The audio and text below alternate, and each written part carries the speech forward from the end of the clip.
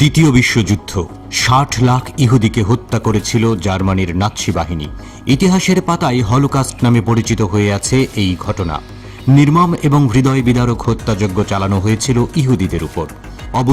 এই নির্মম হত্যাযজ্ঞের মূল হোতা ছিলেন অ্যাডলফ হিটলার।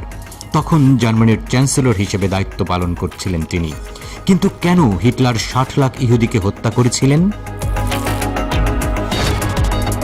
মৃত্যুদণ্ড এবং ভয়াবহ মানব পরীক্ষার জন্য কুখ্যাতি অর্জন করেছিল হিটলারের নাৎসি বাহিনীর কনসেন্ট্রেশন ক্যাম্প।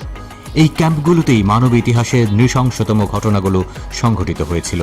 ইহুদিদের মারার নানান নিষ্ঠুর কৌশল নিয়ে পরীক্ষা নিরীক্ষা চলত কনসেন্ট্রেশন ক্যাম্পে।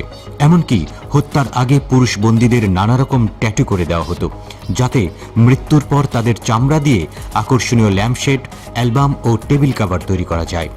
মানুষের বুড়ো আঙুলকে ব্যবহার করা হতো আলোর সুইচ হিসেবে। ভয়াবহ আর বিচিত্রতম নির্যাতন চালাতো নাৎসিরা। তাদের অত্যাচারের মাত্রা নিয়ন্ত্রণের বাইরে চলে গিয়েছিল। ইউরোপ ও জার্মানির ইহুদিদের উপর ভয়াবহ অত্যাচার চালায় হিটলারের নাৎসি বাহিনী। গ্যাস চেম্বারে জীবন্ত পুড়িয়ে হত্যা, আগুনে নিক্ষেপের মতো ঘৃণ্য কাজে মত্ত ছিল তারা। মধ্যযুগীয় বর্বরতাকেও হার মানিয়েছিল হিটলার। আনুমানিক ৬০ লাখ ইহুদিকে প্রাণ দিতে হয়েছিল। কিসের জন্য? নিজের স্বার্থে নাকি জার্মানিদের স্বার্থ রক্ষার জন্য? কি এমন কারণ ছিল যে জন্য হিটলার জঘন্য নির্মম বর্বরোচিত হত্যাযজ্ঞ চালিয়েছিলেন? ছোটবেলা থেকেই অনেক বেশি ছবি আঁকতে পছন্দ করতেন হিটলার।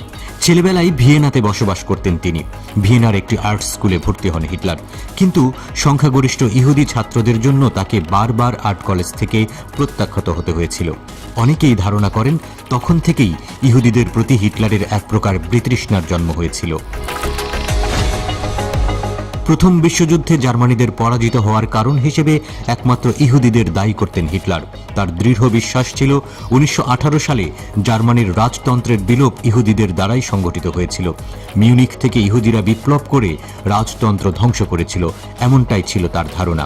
আর হিটলার লক্ষ্য করেছিলেন জার্মানিতে বসে ইহুদিরা জার্মানির ব্যবসা বাণিজ্য সহ অনেক কিছুই নিয়ন্ত্রণ করছে, যা তিনি সহজে মেনে নিতে পারেননি। আবার ইতিহাসবিদদের মতে ইহুদি নিধন বা হলোকাস্টের মূল কারণ ছিল আদর্শগত, আর এর শেকড় হিটলারের কাল্পনিক অলীক জগৎ। হিটলারের ধারণা ছিল পৃথিবীকে নিয়ন্ত্রণ করতে একটি আন্তর্জাতিক ইহুদি চক্রান্ত চলছে। তাই ইহুদিদের নির্মূল করতে পারলেই তিনি বিশ্ব জয় করতে পারবেন, এমন বিশ্বাস তার মধ্যে কাজ করছিল। হিটলার একটি শ্রেণীকে বিশ্বাস করাতে পেরেছিল যে ইহুদিদের কথিত ষড়যন্ত্র ঠেকাতে না পারলে জার্মানি, এমনকি পৃথিবী হুমকির মুখে পড়বে।